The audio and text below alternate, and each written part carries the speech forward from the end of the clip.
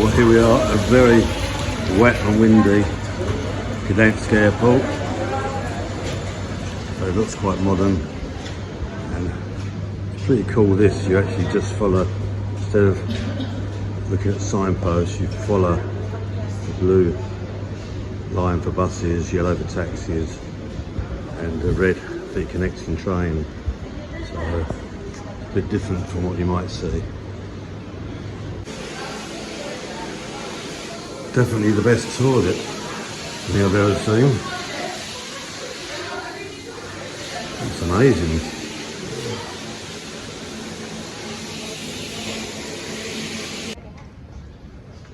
Lots of the signs in English as well.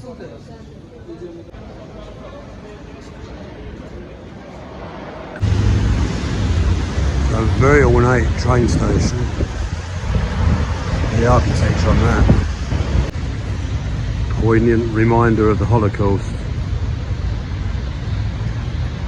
Beautiful sculpture.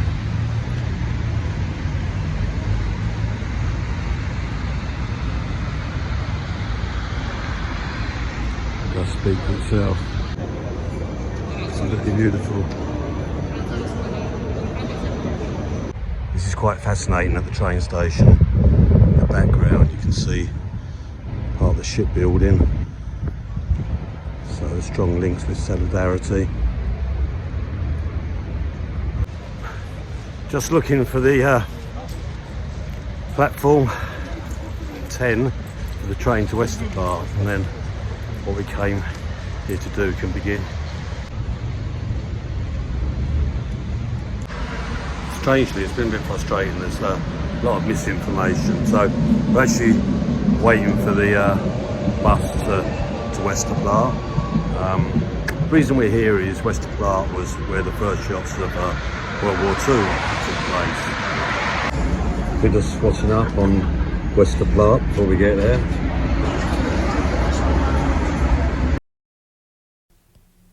Here we are eventually at Westerplatte, the scene of the first shots of World War II. Some of the remaining fortifications made into a nice little cafe and souvenir shop.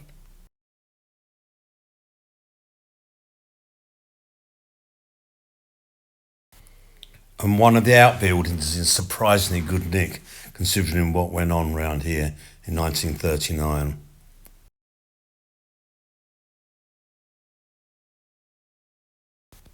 Bullet holes and scarring are evident, but perhaps not as noticeable as one would imagine. Artillery shells.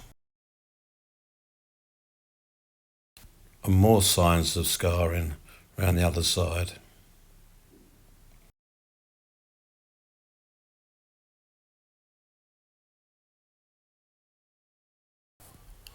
One of several memorials to the brave defenders of Westerplatte after the German warship Schleswig-Holstein opened fire at 4:47 a.m. on the 1st of September 1939, an incident which sparked the beginning of the Second World War. Company Sergeant Major Wojciech Nazarek died instantly, the first casualty of World War II. Westerplatte to this day stands as a symbol to Polish resistance and the bravery of the defenders who kept the Germans at bay. The Polish defence was built around 5 barracks with good lines of fire from each one, and incredibly, the Germans did not have all their own way. Despite the odds, only 15 Polish soldiers died, with 50 injured. By stark contrast, nearly 400 German soldiers met their end at Westerplatte. Incredibly, the Polish defenders held out for 7 days before Major Ruszarki gave the order to surrender.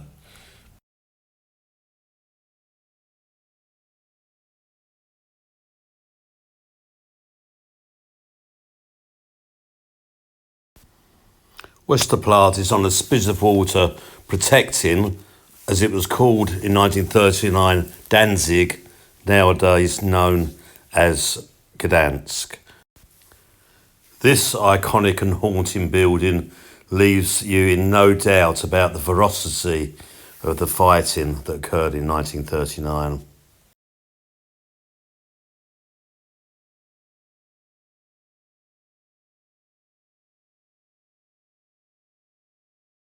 It seems inconceivable anyone could survive amongst the twisted debris of metal and concrete.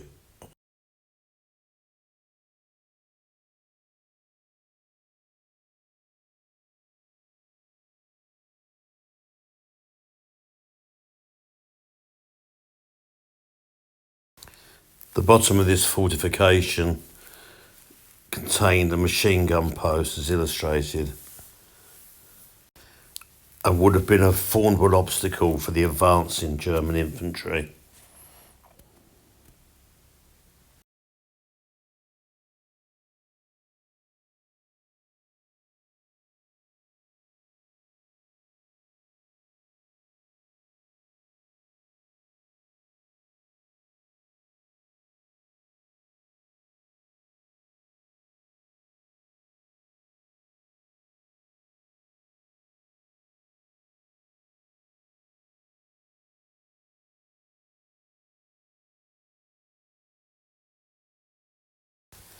Never was the carnage and damage better illustrated than this particular area.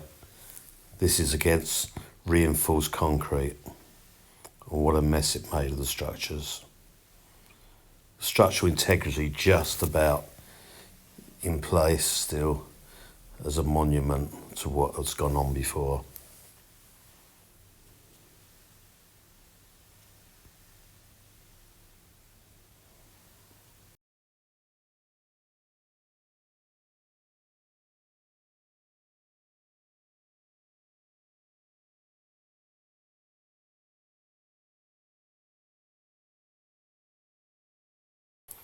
A truly thought-provoking monument on its own.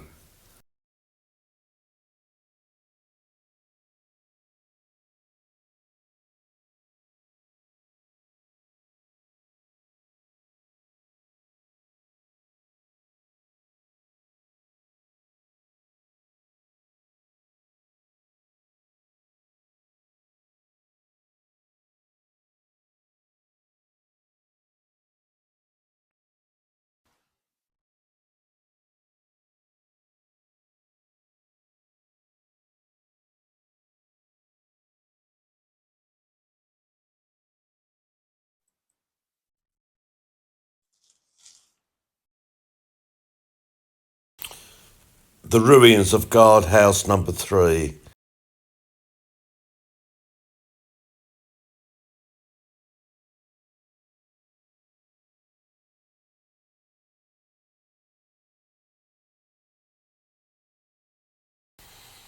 Making our way to Westerplatte's most iconic and biggest monument.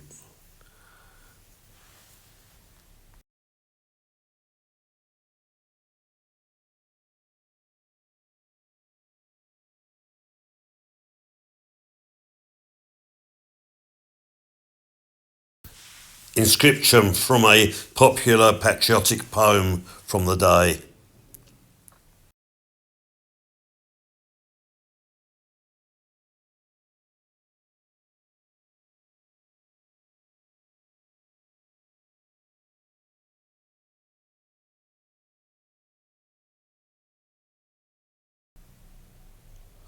A perfect snapshot of Gdansk/Danzig's maritime past.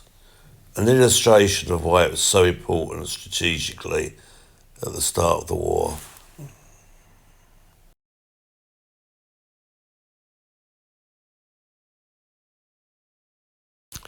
The iconic lighthouse in the background.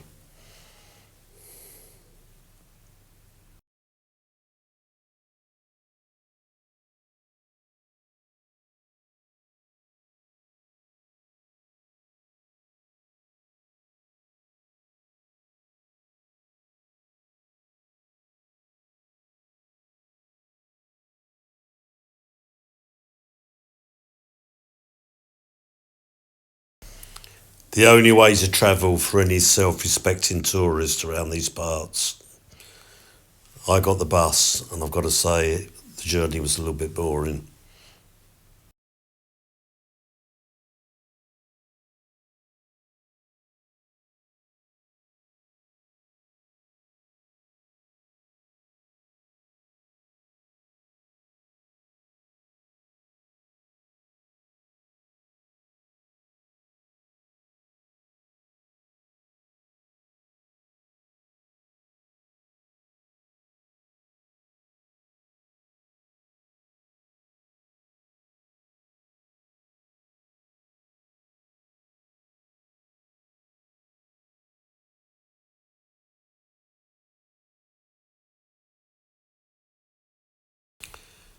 Up close and personal with the monument and trying to do justice to both its scale and the craftsmanship.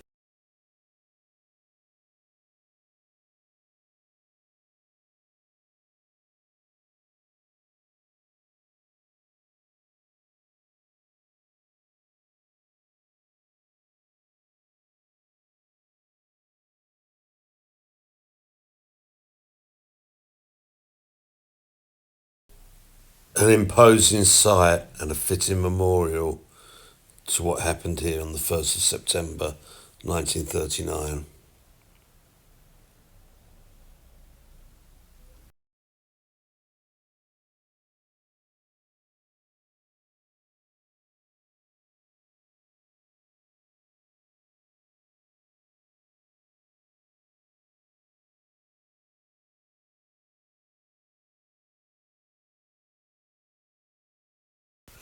When choosing to go to Poland for the first time, I could have gone to Krakow, Auschwitz, I could have gone to Warsaw to look at the uprising, but I thought this is the place to go, the beginning of the war, and I've been proved right. It's been a great trip so far, and I would highly recommend it.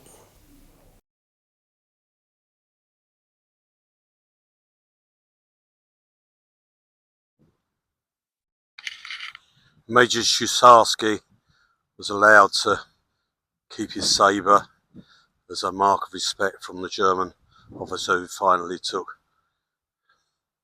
Westerplatte.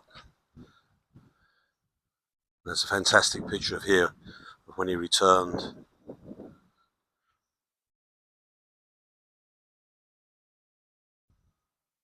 Brilliant.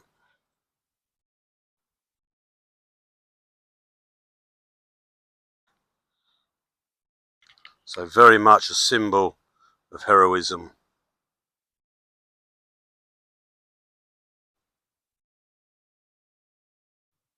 And a nice little memorial here. There's the ruined guard post that we saw earlier.